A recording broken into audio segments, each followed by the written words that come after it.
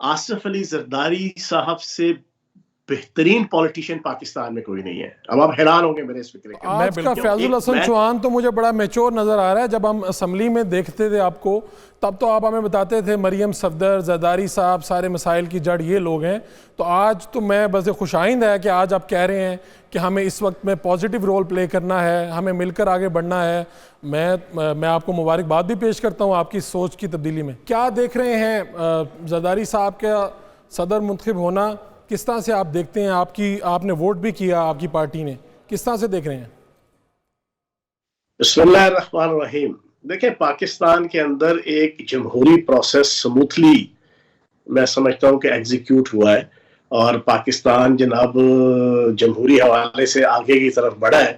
तो मैं ये समझता हूँ ये अच्छा शगुन है।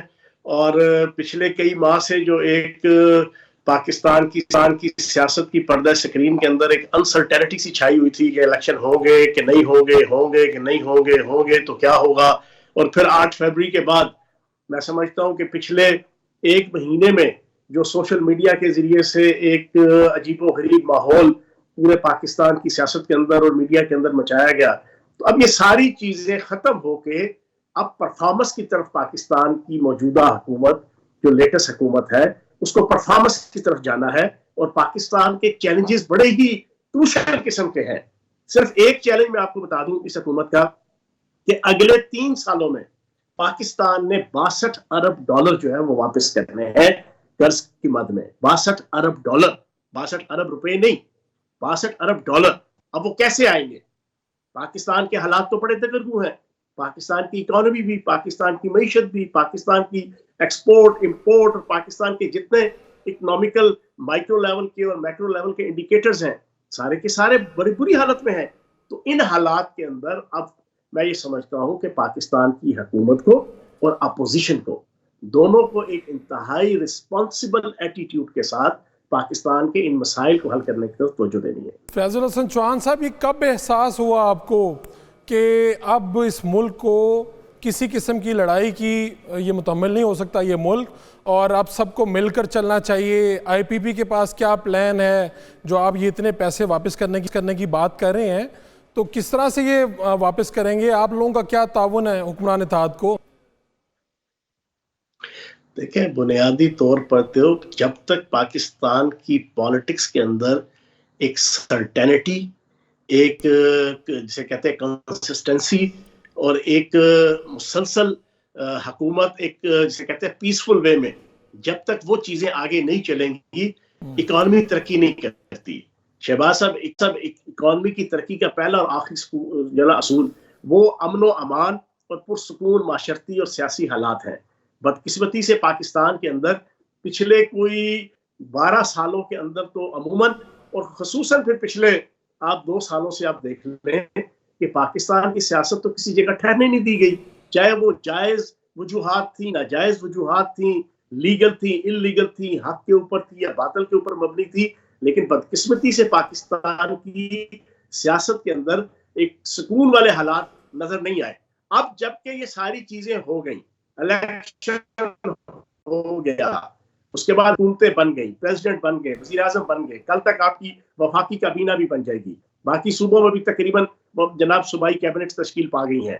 अब असल जो चैलेंज है कि पाकिस्तान की आवाम को महंगाई के चुंगल से निकालो, पाकिस्तान की आवाम को बेरोजगारी की मारामारी से निकालो, पाकिस्तान की मईशत को अपने पांव पे खड़ा करके दिवालियापन से बचाओ। असल तो ये चैलेंजेस है।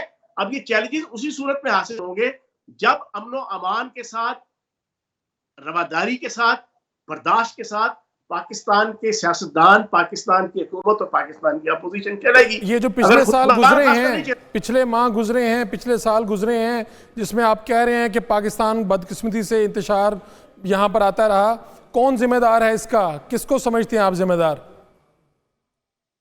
देखो, जिम्मेदार सारे हैं हम। अब इसको इस मौके पे ना पॉजिटिव बात करें या नेगेटिव करें, दो चीजें हैं। अब आप ये सवाल पूछें, मैं एक नेगेटिव एटीट्यूड के साथ, एक इंतहा पसंदाना सोच के साथ मैं ये कहूं कि नहीं फलां है तो फलां नहीं, अपने ग्रुप को, अपने धड़े को या अपनी पार्टी को मैं सिक्योर करके मुखालिफ को जिसके साथ मेरी लाइकिंग नहीं है मैं उसको मवर्दे इल्जाम ठहराऊं, इन सारी चीजों को छोड़ के। तो आज का फैजुल हसन चौहान तो मुझे बड़ा मैच्योर नजर आ रहा है। जब हम असम्बली में देखते थे आपको, तब तो आप हमें बताते थे मरियम सफदर, जरदारी साहब, सारे मसाइल की जड़ ये लोग हैं। तो आज तो मैं बस खुशाइंद है कि आज आप कह रहे हैं कि हमें इस वक्त में पॉजिटिव रोल प्ले करना है, हमें मिलकर आगे बढ़ना है। मैं आपको मुबारकबाद भी पेश करता हूँ आपकी सोच की तब्दीली में। अच्छा, बात यह है कि आपकी असम्बली के फ्लोर के ऊपर या जलसे और जुलूसों के ऊपर सियासत के अंदर जो जैसी जबान भी इस्तेमाल की जाए वो सियासत की एक रिक्वायरमेंट होती है। लेकिन आप ये कहें कि आपने प्रैक्टिकली बाय फोर्स सड़कें जैम करके, दूसरे मुखालिफ का घर जैम करके, आप पूरे मुल्क को जैम करके आपने रियासत नहीं चलने देनी, आपने मुल्क नहीं चलने देना, आपने माशरा नहीं चलने देना, ये चीज और होती है। सियासत के अंदर आपने एक दूसरे के खिलाफ बोलना तो होता है, लेकिन वो बोलना दलील के साथ या जैसे भी आप बोले, वो असेंबली के अंदर बोले, असेंबली के बाहर बोले, मीडिया में बोले, पर्दा स्क्रीन पे बोले, सोशल मीडिया पे बोले, वो तो बोलना होता है। लेकिन मैं जो बात कर रहा हूं वो ये कि ये जो फिजिकली प्रैक्टिकली आप चीजों को अपने हाथों में लेके मार धाड़, कत्लो गारतगरी, एक दूसरे के दस्तों गिरबान फिजिकली होना, आप अपने मुल्क को जैम कर दें, आप जनाब अमूरे मुमलिकत ना चलने दें, आप रियासत की और माशरत के मामलात को ना चलने दें, ये पॉसिबल नहीं है आपका। आप जरदारी साहब को फिर मुबारकबाद आज पेश कर रहे हैं और आप देख रहे हैं कि उनके सदर बनने के बाद चीजें स्मूथ हो जाएंगी। मैं आपको शहबाज साहब एक चीज बताऊं, आसिफ अली जरदारी साहब से बेहतरीन पॉलिटिशियन पाकिस्तान में कोई नहीं है। अब आप हैरान होंगे मेरे इस फिक्र के। मैं बिल्कुल हैरान हूं क्योंकि हमने कुछ और सुना है। सुने वो सियासतदान है। सियासत के अंदर कभी झुकना पड़ता है, कभी कंप्रोमाइज करना पड़ता है, कभी सब किसी को साथ लेके चलना पड़ता है, कभी बैठना पड़ता है, कभी अपनी सोच को एक साइड पर रख के बाकियों की सोच को अपनी जाती मफाद के लिए, पार्टी के मफाद के लिए, मुल्क के मफाद के लिए, जनाब आप अपनी सोच छोड़ के दूसरे की सोच के साथ आपको चीजों को चलाना पड़ता है। हमारे यहाँ बदकिस्मती ये रही कि जब कुछ लीडरशिप ऐसी है कि जो नरगिसियत का शिकार है, वो कहती है कि मैं वजीर आजम हूंगा तो मैं अपोजिशन लीडर और अपोजिशन के साथ नहीं बैठूंगा, मैं अपोजिशन लीडर हूंगा तो मैं वजीर आजम के साथ नहीं बैठूंगा। चाहे मुल्क तबाह हो रहा हो, चाहे पार्टी तबाह हो रही हो, चाहे रियासत तबाह हो रही हो, चाहे माशरा तबाह हो रहा हो, उन्हें इससे कोई गर्ज नहीं। उन्होंने कहा कि मैंने नहीं बैठना, मैंने कोऑर्डिनेट। आसिफ जरदारी एक समझदार सियासतदान है। अब आप देखें कि अगले ने जो क्राइसिस निपटा पिछले 5 सालों में, क्राइसिस से निपट के आज सदर पाकिस्तान बन गए। और भाई यही तो सियासत है। नवाज शरीफ साहब और शहबाज शरीफ साहब इस वक्त इक्तदार में आ गए, उनकी पार्टी, हालांकि आज से साल पहले की सूरत-ए-हाल, 1.5 साल पहले की सूरत-ए-हाल कुछ और थी। तो जनाब सियासत अंदर चीजों को कभी पीछे हटना पड़ता है, कभी आगे बढ़ना पड़ता है। चौहान साहब, मैं आपसे एक मशवरा भी लूंगा सुन्नी इत्तेहाद कौंसिल के लिए क्या मशवरा होना चाहिए, लेकिन मैं जावेद मियां दास साहब की तरफ बढ़ रहा हूँ।